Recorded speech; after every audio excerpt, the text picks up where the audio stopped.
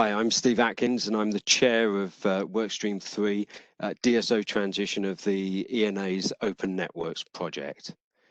Open Networks project's a major industry initiative that's powering Britain forward to net zero by enabling homes and businesses and communities to provide clean energy back to the networks. The Open Networks is about delivering a smart grid by opening up new markets and building a more inclusive energy system.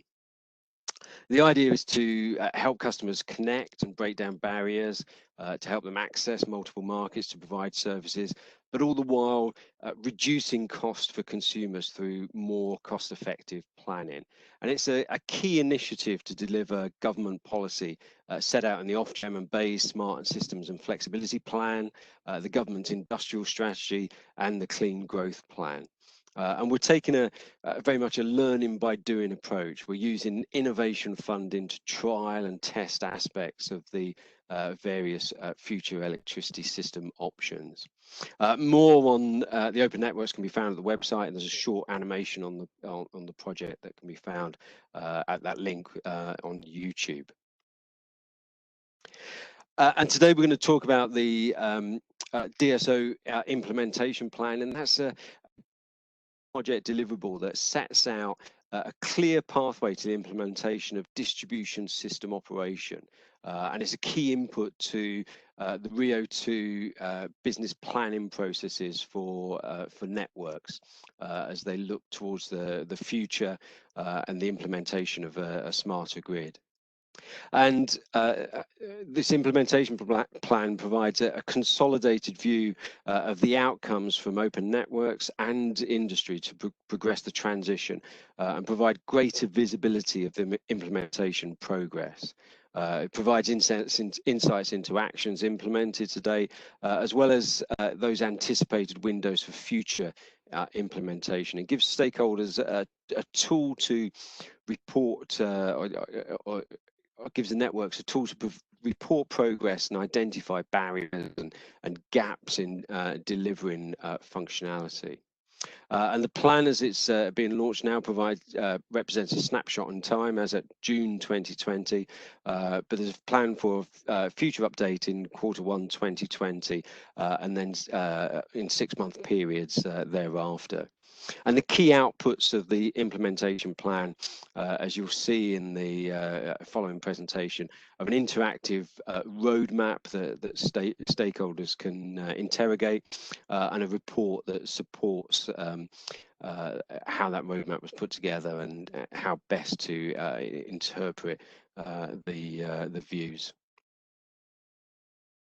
And it's key to say that, as with all of the Open Networks outputs, that this has been developed alongside stakeholders. Right at the outset, Open Networks has worked to define what system operation is and the functions and activities that distribution network operators will undertake as part of distribution system operation. And initial work focused on defining the best and most efficient routes in transition into distribution system operation, utilizing smart grid architecture models for each of these future worlds, as they were called. And we published in 2019 an independent impact assessment that looked at the various options needed to make distribution system operation a reality in Great Britain, comparing the strengths and weaknesses of the different future worlds against over 30 criteria, including decarbonisation and cost to the consumer. And a full consultation and engagement programme will held for both the Future Worlds and the Future Worlds impact assessment work. And you can find more information on the 2018 Future Worlds consultation, the 2019 Future Worlds impact consultation on the website. So at this point, I'm going to hand over to DMVGL, and they're going to take us into the distribution, the DSO implementation plan, and show how DNOs are transitioning to the new smart grid. Thank you. So this is the ENA DSO roadmap that has been prepared under the Workstream 3 of the ENA Open Networks project. and the DNVGL consultancy.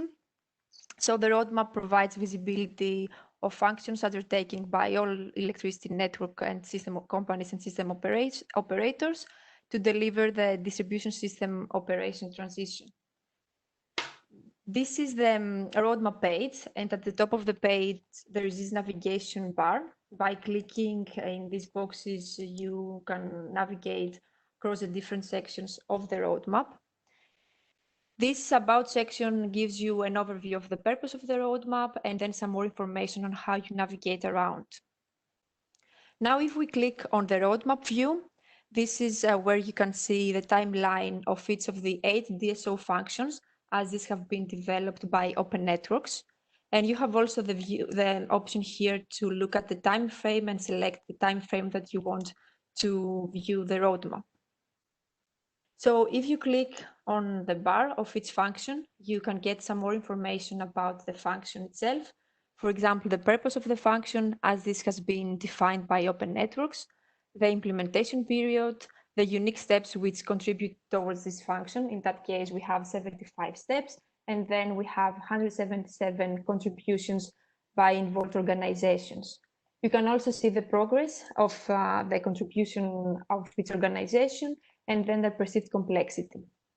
If you need more information about the definition of the progress levels and the complexity and what it means, you can also look into the DSO implementation plan document that is provided at the DNA's website. Another thing that we can see in this view is this gray line here. This always indicates our current position, which is now June 2020. And then this blue dotted line here, which indicates the starts of Rio ED2 period. So we can then move to the function view. This is where you can see all the activities under one function. So you can select from this drop-down box here the functions and the time frame. The view in this function view is similar to the roadmap one, so I will not dwell much on this one. You can see here this pop-up window, which provides similar type of information.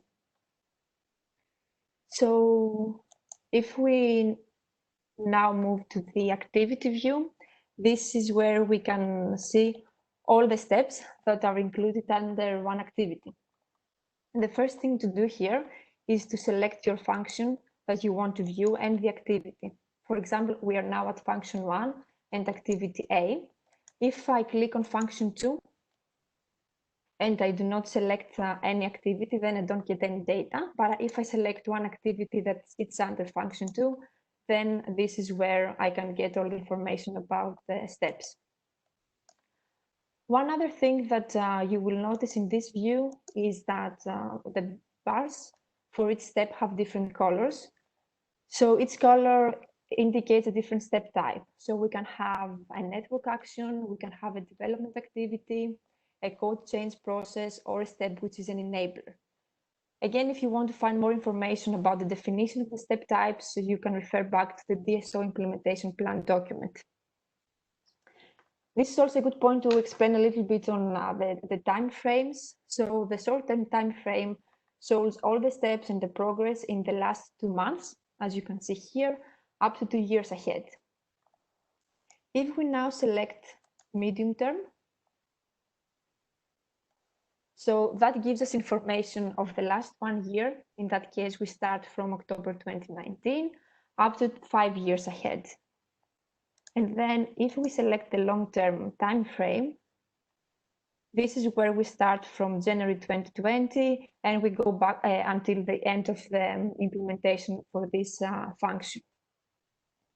One other thing to mention about the time frame here is that if a step starts after the end date of the selected time frame view, or if the implementation dates are not available for a step, then the step is displayed as a narrow band at the end date of the view. So for example, this step here doesn't have any implementation dates because these are not known yet. And we show this step with this narrow band here.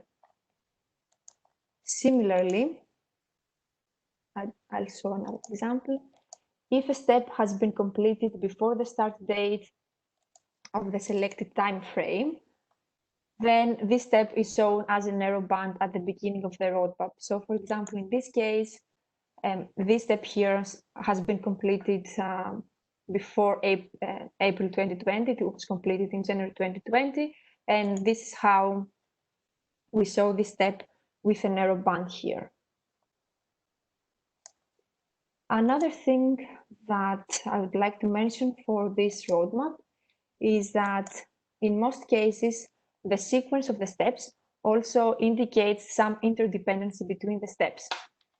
If we look, for example, this step 9 here, this is a development activity for the system-wide resource register implemented by ENA ONP.